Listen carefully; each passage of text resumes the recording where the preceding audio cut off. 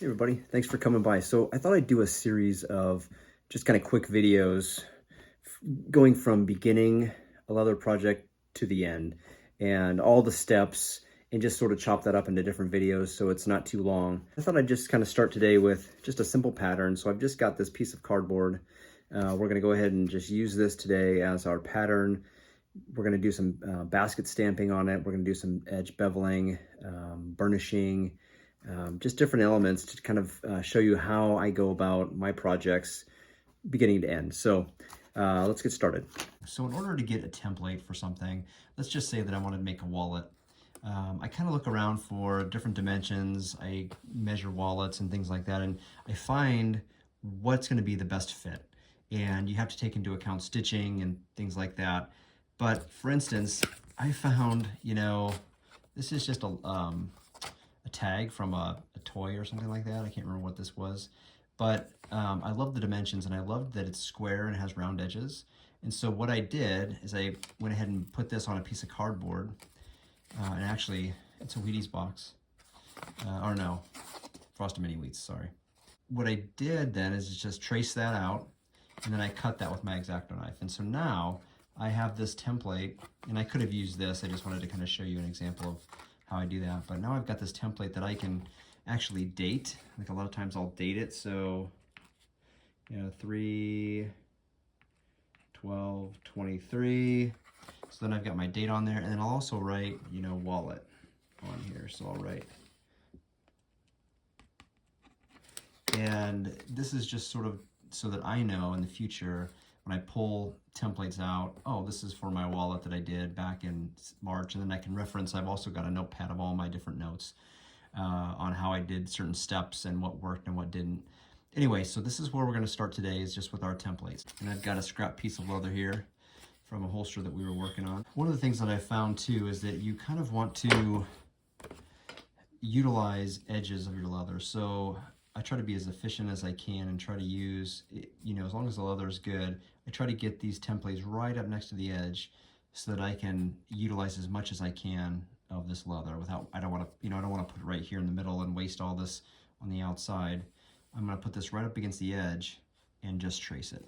So here we go.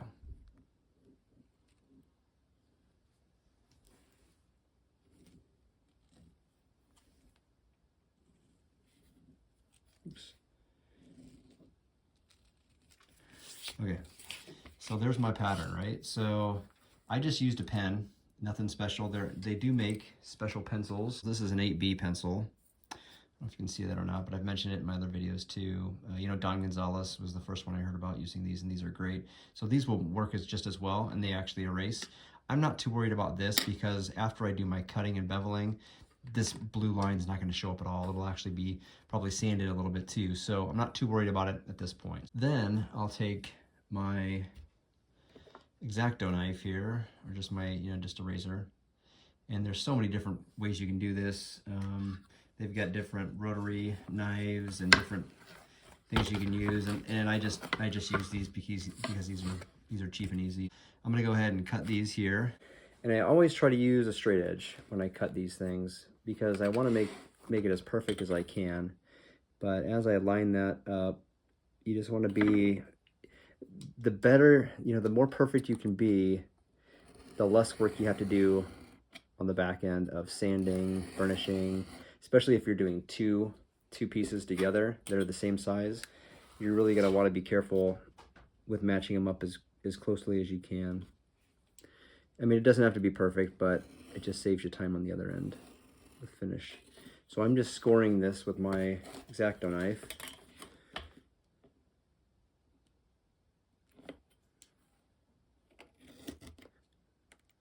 And I'm just using my ruler as a guide. Oops. Kind of going off the edge there. And I'll show you. Yeah, this cutting board's seen better days for sure. But I'm just using a cutting board underneath so that I don't scratch on my table. And I've seen other, different plastic cutting boards people use too. So, there's different ways to do that. And I'm going to want to cut it out as a square. And you can see how it just goes to a square even though we want rounded edges. So I'm going to go ahead and trim off these edges and make them round, but I'm going to do it really slowly. So I'm going to take and just barely take a slice off the edge here and just kind of go around my line and just keep rotating and slowly just kind of take that edge off. So you can kind of see that, how that made a nice edge. You can see here I'm kind of off, so we're going to kind of cheat a little bit here. And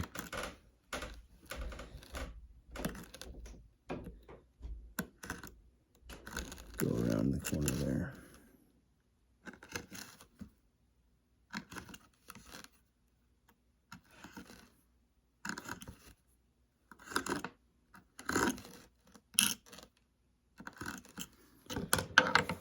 Okay, so there you can kind of see kind of what we've got to work with. So we took our pattern, we just cut this out of our vegetable tan leather. Forgot to mention that before. So we always use vegetable tan leather, especially when we're doing carving, because that's the best way to have your stamps and your tooling get absorbed into that leather. So there's your first step, is just getting this leather cut out in the shape that you want. All right, guys, so thanks for sticking with us this far, and we're just kind of completing this video of our template, but I wanted to show you one more thing before I let you go. This is just a kind of a gauge for measuring your leather. So leather is measured by ounces, and so you take your little gauge here, and it's probably a little hard to read those numbers. It's really hard for me to actually read it here too, but you can tell, okay, so if I want to do a wallet, let's say that I want to make it 5 ounces or so, then you can judge your pieces of leather to find the one that's going to work. So this one here is going to be at 5 ounces, just about 5 ounces. And when you do projects, if you keep a notebook, then you can write down all those things that you did and what you used, materials you used, and even costs associated with each project, so that when you go back, if you ever want to duplicate that project,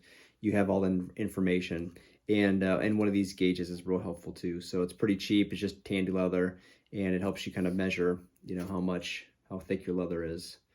So yeah, so come join us on the next video. We're going to actually talk about beveling our edges, and I wanted to show you how that just makes your edges, instead of going straight and dropping off on the edge like this here, that's going to actually round your edge and give it just a more professional look. So thanks for watching, and come join us in the next video.